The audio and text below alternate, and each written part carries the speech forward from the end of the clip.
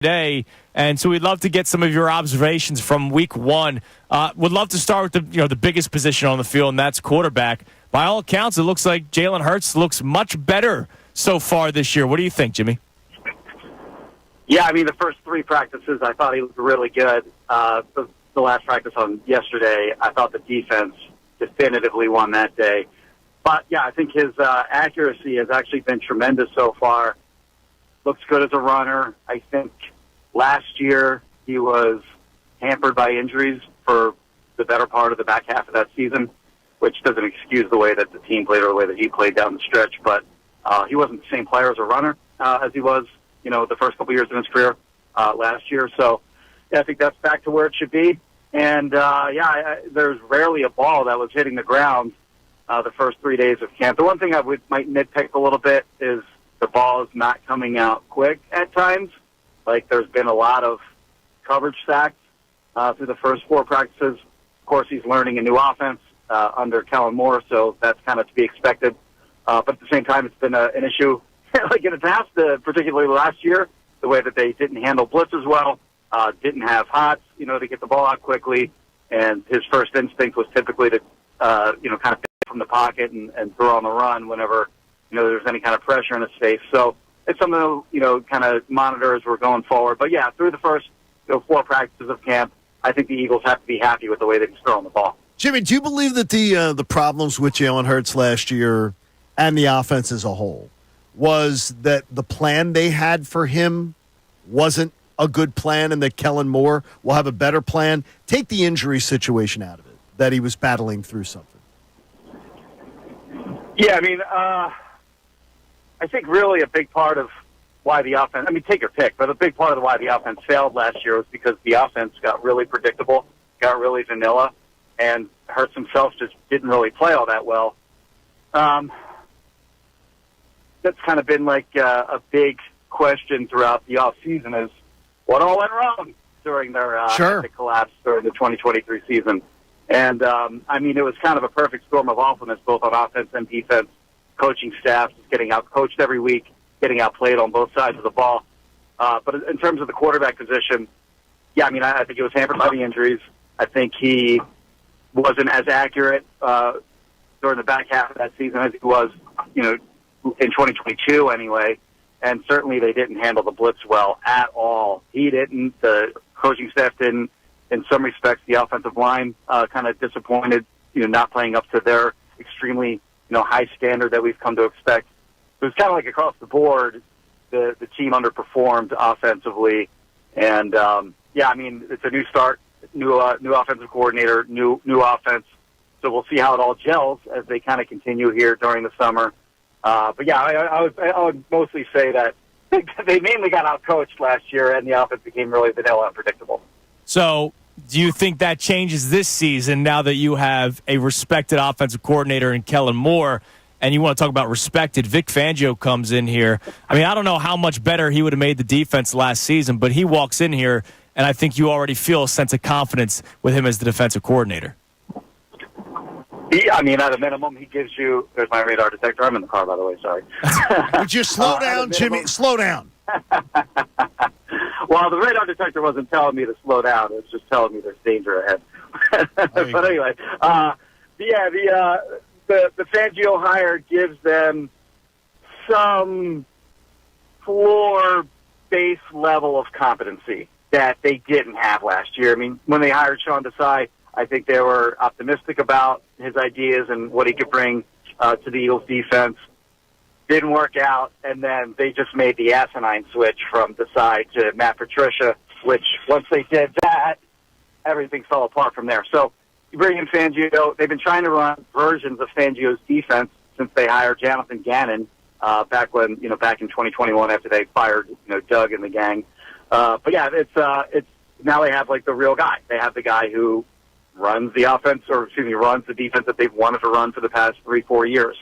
And so far, I think that the players respect him, certainly. Well, to be determined if they like him and whether that matters or not.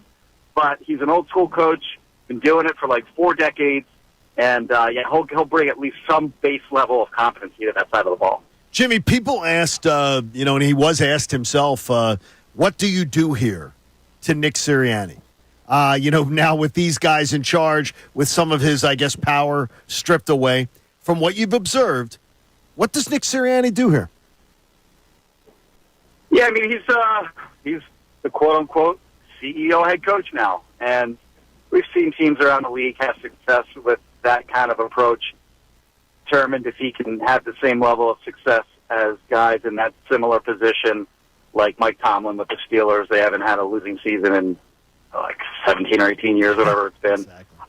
John Harbaugh with the Ravens, obviously they're a good team every year. I think they've had like 2 losing seasons over a similar span. So, I mean, we'll see, how he kind of manages the team as a whole throughout this season. And I think one of the best things he did, honestly, during his coaching career here in Philly so far was ceding control of play calling to Shane Steichen in that first season. I thought that showed a certain level of, I guess, like not having too big an ego and like not too, being self-aware that what he was trying to do offensively wasn't working. He turned over the reins to Steichen, and they turned that season around, made the playoffs. Steichen was the play caller again in 2022, obviously, and they go to the Super Bowl. So, I think there's a certain level of self-awareness and not having an ego to take on a role that you might not have envisioned when you became the head coach in the first place. But yeah, I mean, he's going to basically manage the team from a 60,000-foot level, and I think he has the respect of the players. I think the players like him. I think the players feel that he's a good teacher, and he makes a number of them better with the way that he coaches. To be determined if those core values that he just he loves them. Loves to talk about in every press conference, to see if we'll see eventually if players kind of just get bored of hearing all that stuff.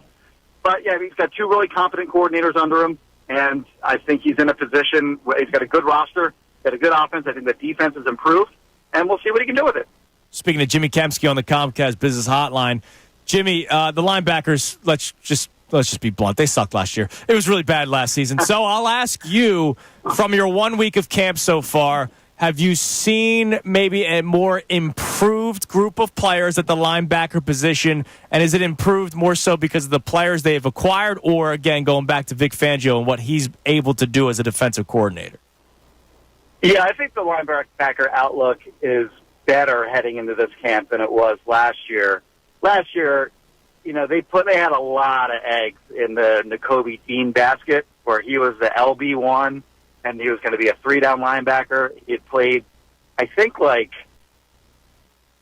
30 or 40-something snaps, I want to say, in his rookie season in 2020. And they were just expecting him to come in and be, the top linebacker on the team. Didn't work out, obviously, because he got hurt a couple times. And then they just had nothing there. After, a guy they signed during training camp, and Zach Cunningham basically became their best linebacker.